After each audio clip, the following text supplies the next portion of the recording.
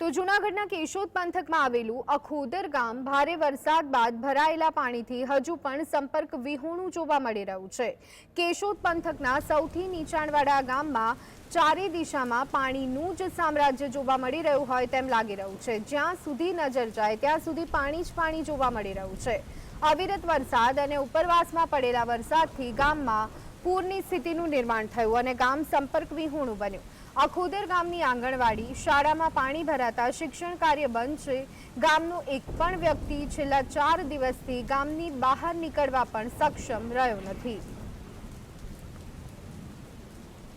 તો કેશોદના અખોદરા ગામે પાણી ભરાઈ જવાના કારણે ગામ લોકો ખરીદી પણ કરી શકતા નથી। જે સામાન્ય જીવન જીવવા મળવું જોઈએ તે પણ તેમને નથી મળી રહ્યું। લીલા શાકભાજીની ખરીદી પણ કરવી મુશ્કેલ બની ગઈ છે। હવે તેઓ અત્યારે હાલ તો બટેકા અને કઠોળના જ સહારે જોવા મળી રહ્યા છે। છેલ્લા 4 દિવસથી જરૂરિયાતની વસ્તુઓ ખૂટી પડતા ગામના 2-5 લોકો મળી અને જીવના જોખમે પાણીમાં ધક્કો મારી છકડો રિક્ષા લઈ અને કેશોદ જવા માટે રવાના થયા હતા। આગામી દિવસોમાં જો વધુ સમય પાણી જોવા મળશે અથવા તો પાણીમાં ગામ ગરકાવ રહેશે તો રાંધણ ગેસ સહિતની ચીજ વસ્તુઓની પણ અછત વર્તાય તેવી શક્યતાઓ છે। ગામમાં ધસમસતા પ્રવાહના કારણે ગામને ફાળવવામાં આવેલી હોડીનો ઉપયોગ કરતા ગ્રામજનો ડરી રહ્યા છે। જો કે ઇમરજન્સીમાં જ હોડીનો ઉપયોગ કર્યા સિવાય કોઈ વિકલ્પ તેમની પાસે બાકી રહેતો નથી।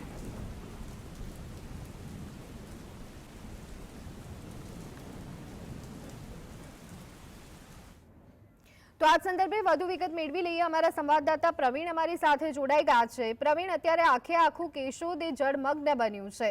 મેઘરાજા કેશોદ માટે આફતરૂપ સાબિત થઈ રહ્યા છે। શું વિગતો, તંત્ર શું કરી રહ્યું છે?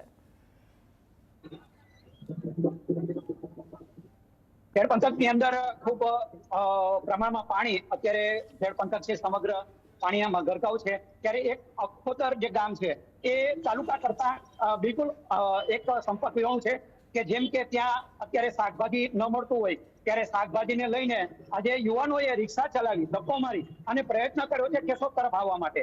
પરંતુ હાલ પૂર ઝડપે એટલે ધસમસતા જે પ્રવાહ છે એ પ્રવાહના હિસાબે એ જઈ શકતું ન હોય ત્યારે ખાસ કરીને આજે જે ઘટના છે પૂરની એને લઈને હાલ જે છે એક જે ગામડું છે એની અંદર શાકભાજીની અછત છે। ઉપરાંત 4 દિવસ ત્યાં આજે ગામ છે એ એક ગામ સંપર્ક વિહોણું બન્યું હોય ત્યારે જેને લઈને ખાસ કરીને ચિંતાનો માહોલ છે।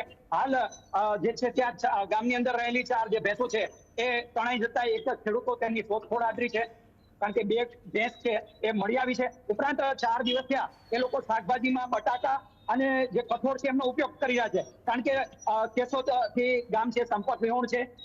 પ્રયત્ન થઈ રહ્યા છે વધુ વરસાદ પડે અને જો પૂરની પરિસ્થિતિ સર્જાય તો આ ગામની અંદર જે ખાસ કરીને ખાદ્ય પુરવઠો છે રાંધણ ગેસ છે એ પણ ખૂટે એવી શક્યતા છે। ત્યારે આવા જે ગામડાઓ છે ત્યાં તંત્રએ ખાસ એક પ્રકારની આ ગામ લોકો દ્વારા એવી વિનંતી કરવામાં આવે છે કે રોડ રસ્તા ઉપર ઉઠાવવામાં આવે, એને યોગ્ય જગ્યાએ નાલા મૂકવામાં આવે, પુલ છે એની યોગ્ય વ્યવસ્થા કરવામાં આવે તો આ જે ગામડાઓ સંપર્ક બને છે ત્યાં મુસીબતોનો સામનો ન કરવો પડે।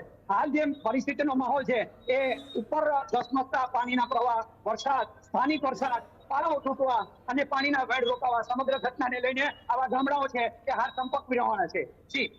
જી બિલકુલ પ્રવીણ, જે અખોદરા ગામની આપ વાત કરી રહ્યા છો, શું ત્યાં દર વખતે વરસાદમાં આ જ પરિસ્થિતિ જોવા મળે છે કે પછી આ વખતે જ્યારે વધારે પ્રમાણમાં વરસાદ થયો છે ત્યારે ગામની આ સ્થિતિ બની છે?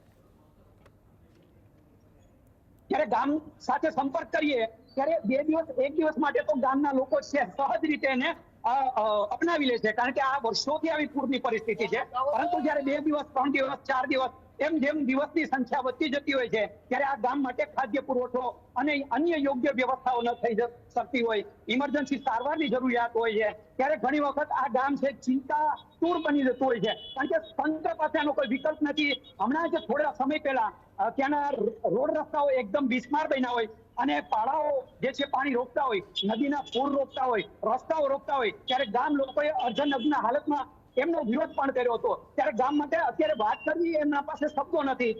આ વસ્તુ 2 દિવસ માટે એમના માટે અનુકૂળ છે પરંતુ વધુ સમય માટે અનુકૂળ નથી। આમ પણ આ ગામ કાયમી માટે સંપર્ક વિહોણું રહે છે। જી જી આભાર પ્રવીણ, અમારી સાથે જોડાવા બદલ અને સમગ્ર માહિતી આપવા બદલ. તો અખોદર ગામની જો કાયમ જ આ સ્થિતિ વરસાદમાં રહેતી હોય તો તંત્ર આ બાબતે કેમ તકેદારી નથી લેતું તે પણ એક વિચારવા જેવી